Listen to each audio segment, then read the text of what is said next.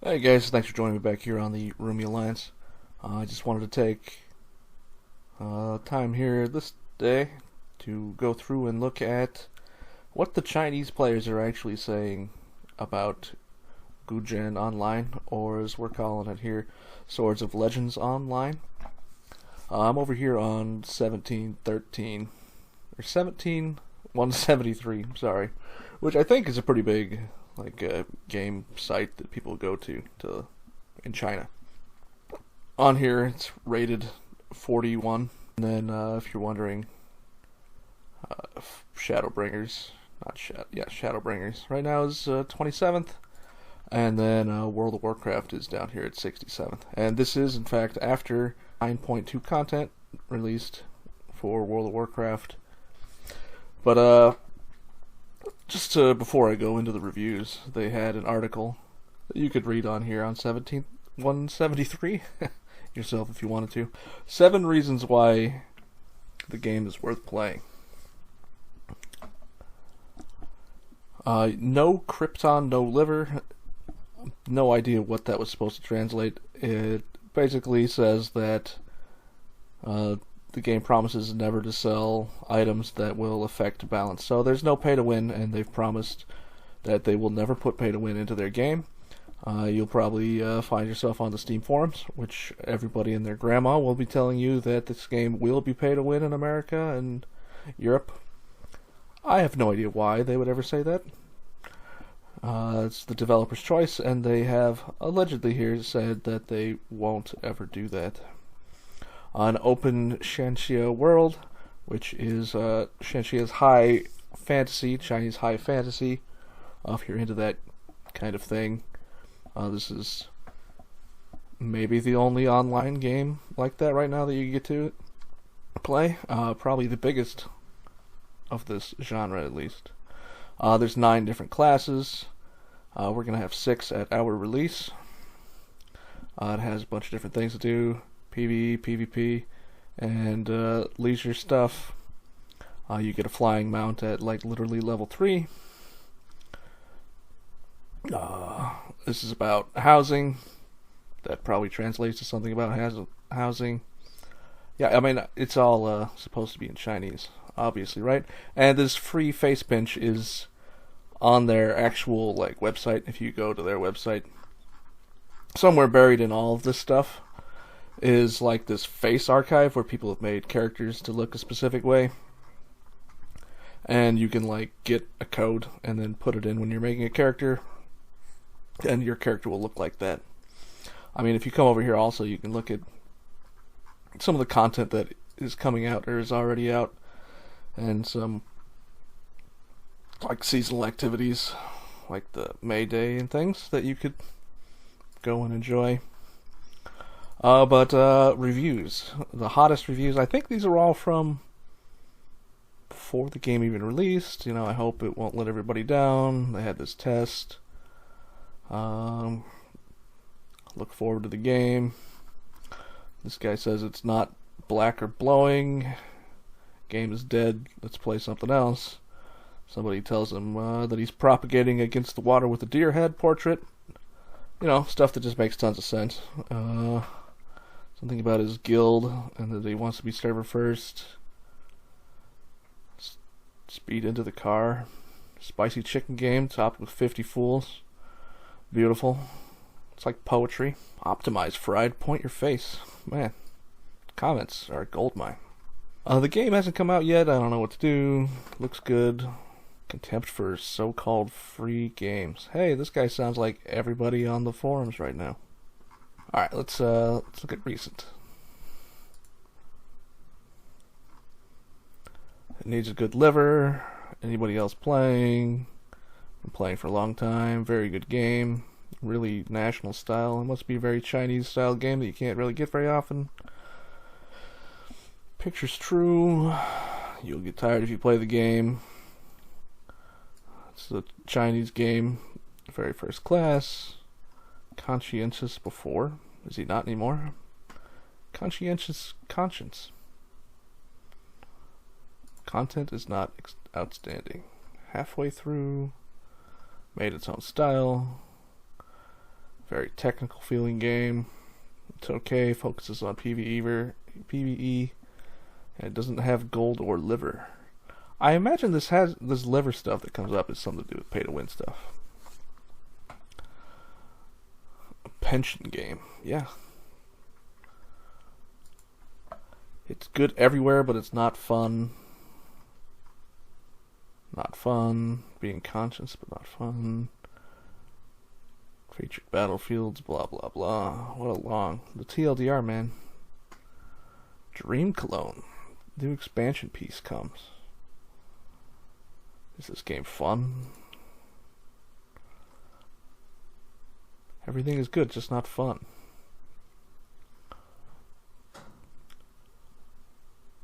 $50 GB. It is a huge game. That is a very, very good point that guy made. It's fun. Screen is meticulous. If you don't have a fixed team, it's better not to play. It's better with a party of friends. I mean, every online game is, buddy. Haven't you ever played one before? And half an hour to play 15 minutes in the game log, an average of 2 minutes stuck in black sand. His computer crashes? I don't know. Very conscientious. Good skirt. Is this like an item code? Unreasonable game. The official releases of the currency is only one type and then recharge it. Oh, I've heard some complaints on here about some people having problems paying for their subscription. Our version won't be subscription based, but I've heard some people have issues when they go in to pay for the game on their client over there. What is the point of the swordsman? Where is the end of the end without food? And the end is clear. But anyways, I had been out here before, and there was a lot of comments. Oh, these are the rankings. If you want to come out here onto 17173, you can look through all their other rankings and stuff. Why do so many people say that the game is good but not fun? I had read a lot of comments last time I was looking through this about the game is good but it's not fun. So I wanted to take a minute to look through this essay this guy wrote on Bilibili about it. He posted this in 2018 for context. He say it's too cold against the water. So down here he's talking about forced to buy gold. I think he was mentioning something about buying gold. It's expensive and you can get banned for it. But it's hard to continuously repair your equipment. And if you only want to focus on one type, like PvP, PvE, and leisure activities and stuff, like, gold is baked into everything in the game. And that is something that I noticed on the beta. And that, like, buying PvP gear costs, like, a huge amount of gold. And I don't know if maybe back when he was playing it, you didn't get gold from doing the PvP stuff, but, like, all the chests have tons of gold in them. But it's still, like, really expensive to, like, buy a new piece of PvP gear. Or if you're doing the house, buying a new pattern for, like, a couch or something. It's just, like, the gold just evaporates in this game. So, I mean, if you're an office worker and you only do a little bit after work, who wants to burden yourself if you're already tired with grinding? Yeah, I mean, a great point. Let's go down to the next bit. I'll put a link in here if you want to go read it. You probably need to read it in Google to just translate it for you. Why is it not fun? There's a lot of nonsense in the front, which is a big thing. You'll see this on the Steam forums a lot. People like that played in the demo that only got to level 15. And over there's a demo to level 15 as well. So we may get that as a consistent feature in our version later on. But yeah, I mean, there's like literally nothing that you do at the beginning of the game that is interesting. like two things, the ghost thing and the Akabane, which are like both just like mob killing things that are pretty much the same thing, which is different. I don't know how to good thing. Look, keep us watching. Forcibly uncovering so many different gameplays. None of them is really fun. I mean, they're kind of similar. He's not wrong. It's like a graduate who spends a week doing homework, doing all these different activities. Your log gets pretty full on the dailies and the weekly quest to do. A trick to copy it infinitely and make it feel like it's content. So when he's talking about Bubble Hall, and he's like saying, "No, you think it's fun to play Bubble?" I think he's talking about the leisure games. There's two weird ones where you're like in a Bomberman minigame, and another one that's like Snake. Like, I think you have to be max level to play them. I mean, that's how it is on our version. And he says it would just make more sense if like people leveling and casual players were able to get into like things like this earlier. But the game is like such on rails, and it's like so heavy-handed with its like tutorial situation that it tries to push that like it's kind of off-putting to a lot of people. I think that's mostly what he's trying to say here. Too many special effects on the screen. I noticed that when I was out doing the faction PvP stuff, the FPS just went and tanked. And I mean, the game doesn't have the greatest FPS. If you watch anybody's videos of this stuff, it struggles to maintain a good FPS. And like out in the faction, huge world PvP thing going on, it does not have a good time. I mean, after all, it's hard to buy a daughter. It's a good idea to spend money to be happy, not for your broken rice to send a beggar. He's got a point, you know? What else can you say other than that? I have no idea what the heck he's saying. Is he talking about the really good outfits in the shop? I don't think so. I'm pretty sure he was talking about PvP up here. I don't know. I need to work together with my partners in the wild to overcome difficulties, or a period of grievances cannot be wiped out. Have a bite of milk in the wild, never forget the mood. This is the real adventure, not where you are hiding something all day long, throw. Is he quoting something? Slots everywhere. The UI is kind of a disaster, and if you are just getting into it, it's really hard to understand like where buttons are, how to do things.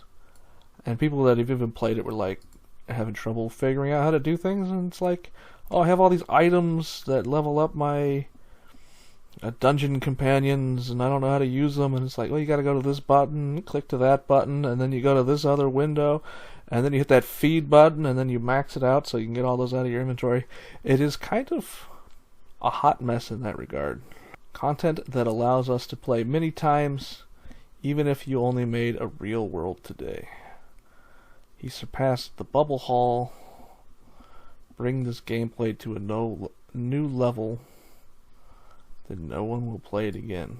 So he's saying that once you get your rewards from, I guess, the leisure, then the content is done. But I mean, that's the same with all content, really. What the hell was he saying in this entire paragraph? That there's no adventure in the outside world? Is that what he's saying here? Something about repetitive nature of things and maybe a lack of adventure or working together with allies to overcome great hardships. I mean, there are like challenging hunts and things here in the game, and you can even start doing them early on. You have to group up to do. So there is challenging world content, like world bosses and things. But if he's just talking about the main and even the side stories, and the quests are like, yeah, a little bit repetitive. I mean, that's just the nature of the beast with MMOs. And then he finishes up by saying, although it has areas it's lacking, I mean, you could say this about WoW and Final Fantasy XIV, two last games I brought up and showed you where their standings are. Gujian Online is good at everything, but it's not fun. No fun has two meanings.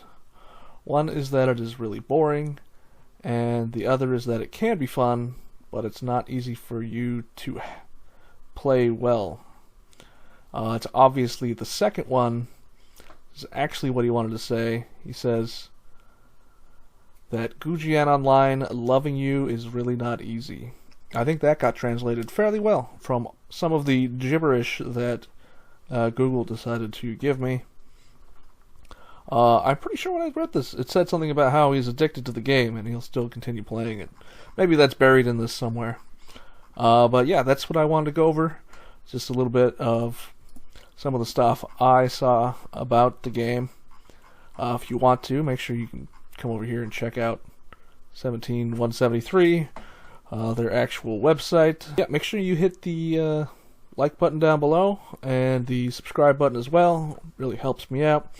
Hope I can get some more stuff coming your guys' way here in the next couple of days. Thank you for watching. Have a good one.